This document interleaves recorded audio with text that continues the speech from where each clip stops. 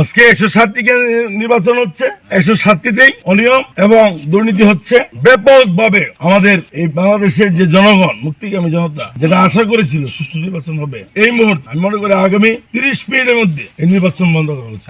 এই মুহূর্তে এই প্রশাসনের এই নাটক মঞ্চস্থ করা বন্ধ করা হোক। আজকে 160টি নির্বাচন হচ্ছে, 160টিতেই অনিয়ম এবং দুর্নীতি হচ্ছে ব্যাপকভাবে। আমাদের এই বাংলাদেশের যে জনগণ, মুক্তিকামী জনতা যেটা আশা করেছিল সুষ্ঠু নির্বাচন হবে, এই মুহূর্তে আমি মনে করি আগামী 30 মিনিটের মধ্যে এই নির্বাচন বন্ধ করা হচ্ছে।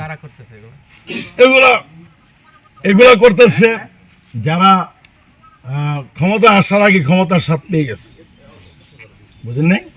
প্রশাসনের প্রত্যক্ষ সহায়তায়, পরোক্ষ প্রত্যক্ষ সহায়তায় এই নব্য স্বৈরাচার যারা ক্ষমতায় না থেকে যারা ফাঁসির আসামি, তাদেরকে যারা বিদেশ থাকা অবস্থায় তাদেরকে রেহাই দিছে, মুক্ত করেছে।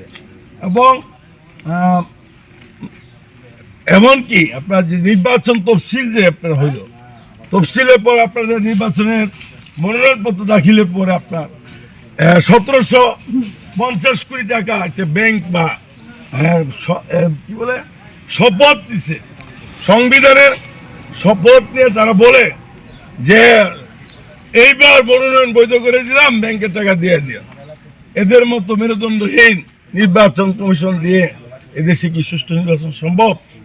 আমি মনে করি এই মুহূর্তে জনগণের সাথে এই প্রহসন এবং তামাশা নির্বাচন বন্ধ করা হোক।